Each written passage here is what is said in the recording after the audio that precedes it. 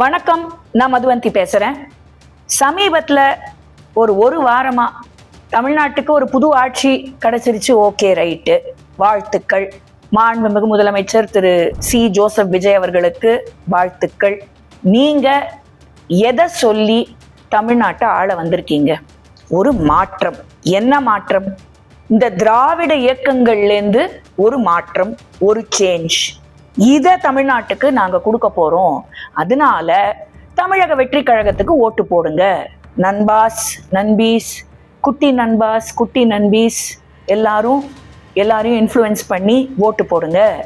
நாங்கள் தமிழ்நாட்டுக்கு ஒரு மாற்றத்தை கொண்டு வருவோம், குட் கவர்னன்ஸ் கொண்டு வருவோம், யங்ஸ்டர்ஸ் அரசியலுக்குள்ள வரும், தமிழகத்துக்கு நல்லதை உருவாக்கி எல்லாமே நல்லபடியாக நாங்கள் செய்வோம். இதை சொல்லி தானே நீங்கள் இன்னைக்கு ஆட்சிக்கு வந்திருக்கீங்க.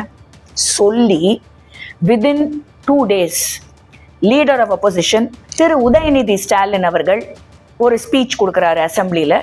முடிக்கும் போது ஆஸ் யூஷுவல் சந்தடி சாக்கில் சனாதனத்தை ஒழிக்க வேண்டும். ஏங்க, அவங்களுக்கு தான் புத்தி கொஞ்சம் மங்கி போயிருக்குன்னா தாவேக்கால இருக்கிற எல்லாருக்கும் என்ன ஆச்சு?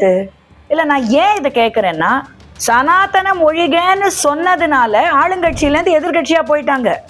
எவ்வளோ பிரச்சனை திரு உதயநிதி ஸ்டாலின் எந்தெந்த ஊர்ல எப்படி போய் ஃபேஸ் பண்ணிக்கிட்டு இருந்தாருங்கிறதும் தமிழக மக்களுக்கு தெரியும். இந்த சனாதனம் ஒழிப்பு மாநாடுன்னு ஒன்று நடத்தி சனாதனம் இஸ் ஈக்குவல் டு டெங்கு மலேரியான்னு சொல்லி, அதுக்கப்புறம் திராவிட இயக்கத்தோட தலைவர் திரு வீரமணி அவர்கள் மைக்க பிடிச்சு சனாதனம் இஸ் ஈக்குவல் டு ஹிந்துயிசம், அதாவது கிளாரிஃபை பண்றாங்களாம் அப்படின்னு பேசி இதெல்லாம் நடந்ததுனால அக்ராஸ் நார்த் இந்தியா 3 ஸ்டேட்ல காங்கிரஸ் காலி. இதை நம்ம பார்த்தோம். அதுக்கப்புறம் திரு உதயநிதி ஸ்டாலின் அவர்கள் இந்த பிரச்சனைனால எவ்வளோ விஷயங்கள் அவரால் ஃபேஸ் பண்ண முடிஞ்சது, ஃபேஸ் பண்ண முடியல, எல்லாமே தமிழக மக்களுக்கு தெரியும். இது எல்லாம் தெரிஞ்சும் அவர் திருப்பி லீடர் ஆஃப் ஆப்போசிஷன் ஆனதுக்கு அப்புறமா இதே லைன், சனாதனத்தை ஒழிப்போம் அப்படிங்கிறாரு. சரி, அவருக்கு தான் பாவம் நேரம் சரியில்லையா? என்ன நேரம் சரியில்லை தான், அதான் எதிர்கட்சி. ஆளுங்கட்சியான தாவேக்கால முதலமைச்சர் உட்பட அனைத்து நபர்களும் அங்கே ஏன் மௌனமாக இருந்தார்கள்? How can you allow a person to make a hate speech against one religion alone like that?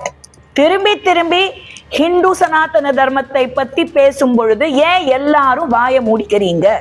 ஏன் நீங்க அந்த ஸ்டேட்மெண்ட்டை it should be expunged from the assembly records ஏன் சொல்லல? இன்னி வரைக்கும் ஏன் சொல்லல? ஃபர்ஸ்ட் அண்ட் ஃபார்மோஸ்ட், நீங்க தான் உங்களுடைய ஸ்பீச்சில் பதவியேற்பு விழாவில் நீங்க ஒரு ஸ்பீச் கொடுத்தீங்க. அந்த ஸ்பீச்சில் என்ன சொன்னீங்க? இந்த விஜய் இந்துக்களுக்கு, இஸ்லாமியர்களுக்கு, கிறிஸ்துவர்களுக்கு எல்லாருக்குமே சமம், உங்க எல்லாருக்கும் நான் சொந்தம். அப்படி சொன்ன மாண்புமிகு முதலமைச்சர் ஹிந்து சனாதன தர்மத்தை ஒழிப்போன்னு ஒருத்தர் பேசும்பொழுது எப்படி சும்மா இருந்தீங்க? உடனே வந்துடுறீங்க எல்லாருமா. அவரு சனாதனத்தை ஒழிக்கணும்னு சொல்லலை. நார்த் இந்தியாவில் சனாதனம்னா ஹிந்து தர்மம், சவுத் இந்தியாவில் காஸ்ட் இன்இக்வாலிட்டி. என்னங்க ப்ளீஸ், இந்த பேத்தல் வளரல் இதெல்லாம் கொஞ்சம் விட்டுடுங்க. ஏன்னா தமிழக மக்கள் நிஜமாவே பாவம், அந்த 1,74,00,000 what ever that voted for you, ஒரு மாற்றம் வரணுங்கிறதுக்காக தான் ஓட் பண்ணாங்க. மறுபடியும் இதே குட்டையில ஊர்ன மட்டை மாதிரி திருப்பி இதே விஷயத்துல புழங்கிறது தேவையில்லை. ஏன்னா உங்களுடைய மந்திரி திரு ஆதவ் அர்ஜுனா தான் கொடுக்குறாரு இந்த கிளாரிட்டி, ரொம்ப முக்கியமா. அதாவது சனாதன தர்மம்னா நார்த்ல ஹிந்துயிசமா, சவுத்லன்னா காஸ்ட் இன்இக்வாலிட்டிங்க. என்னங்க வளரல் பேத்தல் இதெல்லாம்? வர்ணாசிரம தர்மத்துல அவங்க காஸ்டுக்கு ஏத்தாற் போல் அவங்களுக்கு வேலைகள் கொடுக்கப்பட்டது. காஸ்ட் இன்இக்வாலிட்டிங்கிறது ஒழிக்கணும் தான், நான் இல்லைன்னே சொல்லல. ஆனா அது ஹிந்து தர்மத்துல மட்டும்தான் நாங்க பண்ணுவோம், மத்த எங்கேயுமே அது இல்லைன்னு சொல்றது சுத்த பொய். திரு ஆதவ் அர்ஜுனா, உதயநிதி சொல்றதுக்கும் நாங்க சொல்றதுக்கும் எந்த வித்தியாசமும் இல்ல. நாங்க இந்த காஸ்ட் இன்இக்வாலிட்டியை ஒழிக்கணும், சமூக நீதியை கொடுக்கணும், நான் இல்லைன்னு சொல்லல, வேணான்னு சொல்லல. ஆனா அதுக்காக ஹிந்து சனாதன தர்மத்தை பழிக்கிறது எந்த விதத்துல நியாயமாகும்? வேற எந்த மதத்தை பத்தியாவது பேச திரு உதயநிதி ஸ்டாலின் அவர்களுக்கு தைரியம் இருக்கா? இல்ல திரு ஆதவ் அர்ஜுனா பேசுவாரா? இல்ல திரு முஸ்தபா அப்படிங்கிற புது எம்எல்ஏ மதுரையில நின்னு திரு பிடிஆரையும் திரு சுந்தர்சி அவர்களையும் தோக்கடித்த அந்த புது எம்எல்ஏ திரு முஸ்தபா அவர்கள் பேசுவாரா? ஏன்னா அவர் இதே தான் சொல்லியிருக்காரு. ஆமா சனாதனத்தை ஒழிக்கணும். சனாதனத்துக்கு அர்த்தம் என்னன்னு தெரியலன்னு மட்டும் யாரும் போய் சொல்லாதீங்க. உங்களுக்கு நல்லாவே தெரியும் சனாதனம்னா என்ன, வர்ணாசிரமம்னா என்ன, ஹிந்து தர்மம்னா என்ன, எல்லாமே தெரியும். நீங்க ஜஸ்ட் பிகாஸ் யூ சே சனாதனம் இந்த பக்கம் பேக்டோர் என்ட்ரி கொண்டு வந்து பேசுறதுனால ஹிந்துக்கள் மனசை புண்படுத்தலன்னு மட்டும் நினைக்காதீங்க. This is hate speech.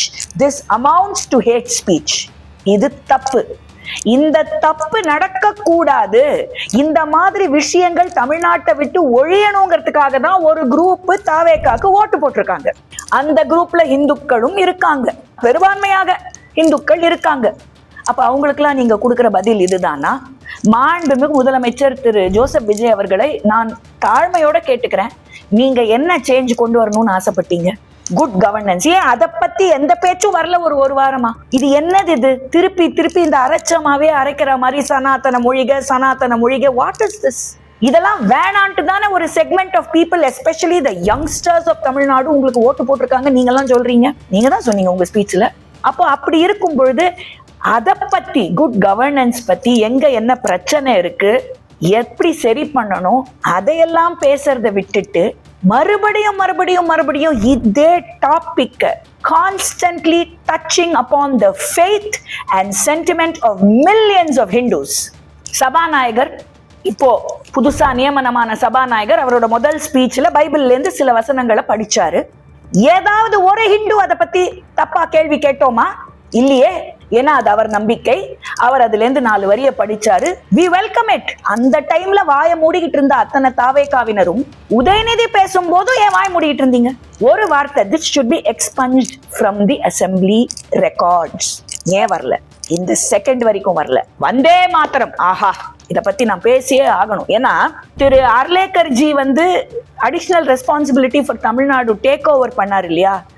அந்த செரிமனியிலையும் அப்போ இருந்த திமுக அரசாங்கம், அப்போ இருந்த மாண்புமிகு முதலமைச்சர் திரு மு.க. ஸ்டாலின் அவர்கள் எல்லாரும் இருந்தாங்க. அப்பவும் தான் முதல்ல வந்தே மாத்திரம் போடப்பட்டது. ஆனா அன்னைக்கு யாருமே எதுவுமே பேசல, வாயே திறக்கல.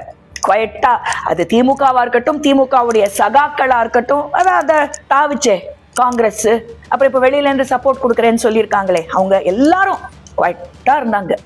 ஆனா திரு ஜோசப் விஜய் அவர்களுடைய பதவி பிரமாணம் நடந்த அன்னைக்கு அதே நிகழ்வு வந்தே மாத்திரத்தை ஃபர்ஸ்ட் பிளே பண்ணிட்டாங்கன்னு என்ன ஒரு ஆர்ப்பாட்டம்! ஏன் வந்தே மாத்திரம் என்ன கெட்ட வார்த்தையில எழுதப்பட்ட பாடலா? ஏன் நாட்டை பத்தி ஒரு பாடலை முதல்ல போட்டா பொறுக்காதா இங்க யாருக்கும்? ஏன் தமிழ்நாடு என்ன தனி நாடா? பாரத தேசத்துல சேர்ந்த ஒரு அங்கம் இல்லையா? இங்கேருந்து இருக்கிறவங்க சுதந்திர போராட்டத்துக்கு சண்டை போட்டது கிடையாதா? எனக்கு புரியல. சோ வந்தே மாத்திரம் பத்தி அவ்வளோ பெரிய சர்ச்சை வந்த போது அடுத்த செகண்ட் திரு ஆதவ் அர்ஜுனா அவர்கள் மன்னிப்பு போடுறாரு.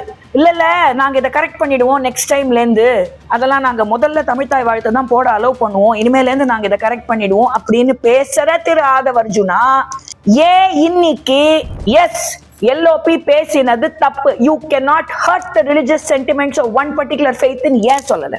காஸ்ட் இன்இக்வாலிட்டி பத்தி பேசுங்க. காஸ்ட் இன்இக்வாலிட்டி இந்து மதத்துல மட்டும்தான் இருக்கா? தைரியமா சொல்லுவீங்களா? எத்தனையோ விஷயங்கள், எத்தனையோ சம்பவங்கள், எத்தனையோ படங்கள் வெளியே வந்துகிட்டு இருக்கு இதை பத்தி.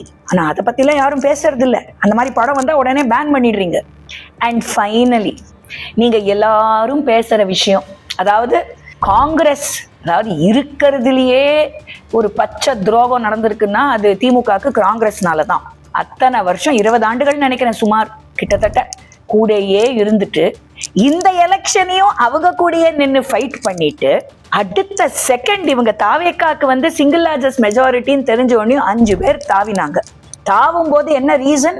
தமிழ்நாட்டுக்குள்ள பாஜக வரக்கூடாது, இதான் ரீசன். அதே மாதிரி அஃப்கோர்ஸ் இவங்க CBI, CPM, IUML, Indian union Muslim league, அப்புறம் VCK, அதாவது தமிழ்நாட்டில் எப்படின்னா ஒரு கும்பலுக்கு மட்டும் இந்தியன் யூனியன் முஸ்லிம் லீக் அது செக்குலர், பாரதிய ஜனதா கட்சி அது கம்யூனல். சரி, ரைட்டு, நோ ப்ராப்ளம். ஆனா எல்லாரும் சொன்ன கருத்து என்ன? பாஜக உள்ள வந்துடக்கூடாது, பாஜக உள்ள வந்துடக்கூடாது. ஏன்பா, எங்க கிட்ட இருக்கிறது ஒரு MLA, அவரு மிக மிக சிறப்பாக அசம்பிளில ஒரு விஷயத்த சொன்னாரு. திரு போஜராஜன் அவர்கள் தலைவர் டைலாக் மாதிரி ஒரு தடவை சொன்னா 100 தடவை சொன்ன மாதிரின்னு சொல்லிட்டாரு. அது திரு விஜய் அவர்களுக்கு நம்பிக்கை தீர்மானம் கொடுக்கிற மீட்டிங்கா இல்ல பாஜக எதிர்ப்பு மாநாடான்னு கேட்டாரு. ஏன்னா பேசினவங்க பூரா பாஜக ஏன் ஒரு தாமரைக்கு இவ்வளவு பயம்னா ஒட்டு மொத்தமா தாமரை தமிழ்நாட்டு ஆள வரும்போது நீங்கெல்லாம் என்ன ஆவீங்க? இல்ல தெரியாம தான் கேட்கிறேன். ஏன்னா அதையும் திரு போஜராஜன் அவர்கள் அழகா சொன்னாரு. 2 பேர் இருந்தாங்க ஒரு காலத்துல எங்க பார்லிமெண்ட்ல. இன்னைக்கு நாட் ஜஸ்ட் தேர், அங்கு பங்கு கலிங் எல்லா இடத்துலயும் என்டையர் கேஞ்செட்டிக் பெல்ட் இதெல்லாம் ஹிஸ்டாரிக் விக்டரிஸ். அதனால இந்த பாஜகவை குறை சொல்லும் இந்த டைலாக்ஸ் எல்லாம் கொஞ்சம் ஒதுக்கிட்டு தமிழ்நாட்டுக்கு நல்ல ஆட்சி எப்படி கொடுக்க போறோம், நிஜமாவே அந்த மாற்றம் எப்படி கொண்டு வர போறோம் தமிழ்நாட்டுக்கு. ஏன்னா நீங்க உங்க ஸ்பீச்ல அதை வேற சொல்லியிருக்கீங்க, கஜானாவை சுரண்டிட்டு போயிட்டாங்க, எது எங்க இருக்குன்னே தெரியல. ஆனா எலெக்ஷன் டைம்ல நீங்க பேசினது என்ன, அவங்க கிட்ட இருக்கு ஆனா கொடுக்க மாட்டேங்கிறாங்க. இப்போ நீங்க முதலமைச்சர் ஆனதுக்கு அப்புறம் கஜானாவை சுரண்டிட்டு போயிட்டாங்கன்னு சொல்றீங்க. அப்ப எதை தமிழக மக்கள் நம்பணும்? கண்டிப்பா கஜானாவை சுரண்டிட்டு போய் 10 லட்சம் கோடி கிட்ட கடன் இருக்குங்கிறது எல்லாருக்கும் தெரியும். ஆனா நீங்க சொல்றதை எதை நம்பணும் அப்படிங்கறத நான் கேட்கிறேன். So my sincere request to the Honorable Chief Minister of Tamil Nadu, Thiru C. Joseph Vijay அவர்களே, நானும் நீங்க படிச்ச காலேஜ்ல தான் படிச்சேன்.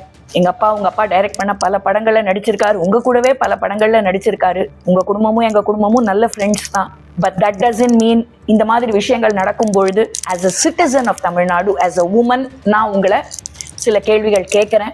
எப்போதுமே நான் என்னைக்குமே கண்ணியமா மரியாதையா கொள்கை ரீதியா மட்டும்தான் கேள்விகள் கேட்பேன். ஆனா அதுக்கு பதிலுக்கு என்ன மாதிரி பதில்கள் ட்ரோல்கள் வருது, இதை பத்திலாம் I have never bothered. இனிமேலும் கவலைப்பட மாட்டேன். So I implore you, the Honorable Chief Minister of Tamil Nadu, please திரு விஜய் அவர்களே, இதெல்லாம் வேண்டாம். நீங்க என்ன ப்ராமிஸ் பண்ணிக்கிட்டு வந்தீங்களோ அதை எப்படி நீங்க தமிழ்நாட்டுக்கு கொடுக்க போறீங்கிறத தயவு செய்து பாருங்க. தயவு செய்து அதுக்குண்டான வேலைகளை செய்யுங்க. டெஃபினெட்லி ஒரு பிராமணரை மந்திரி ஆக்கின அந்த பெருமை உங்கள் கட்சியை சேரும், அதையும் நான் பாராட்டுறேன். ஆனா அதே சமயத்துல குழந்தையும் கிள்ளிட்டு தொட்டிலையும் ஆட்டுற மாதிரி அதை பண்ணிட்டு சனாதன தர்மம் ஒழிகன்னு சொல்றவங்க பேசும்பொழுது சும்மா இருக்கிறதும் பார்க்க நல்லா இல்லை. ஸோ ப்ளீஸ் திரு விஜய் அவர்களே, நீங்க தான் என்னைக்குமே சொல்லியிருக்கீங்க எல்லாருக்கும் நீங்க ஒரு பிரதர் மாதிரி, ப்ரோ தானே உங்களுடைய ஃபேன் கிளப் எல்லாருமே சொல்லுவாங்க. அதனால please do something about this. நிஜமாவே prove to all those who voted for you and all those who didn't vote for you that நிஜமாவே நீங்க இந்த சேஞ்சுக்கு தான் வந்திருக்கீங்கன்ட்டு. இல்லைன்னா பி டீம் தியரிங்கிறது எல்லாரும் பேச ஆரம்பிச்சிருவாங்க. அதுக்காக நான் சொல்றேன், please do something about it. வணக்கம். பாரத் மாதா கி ஜெய்.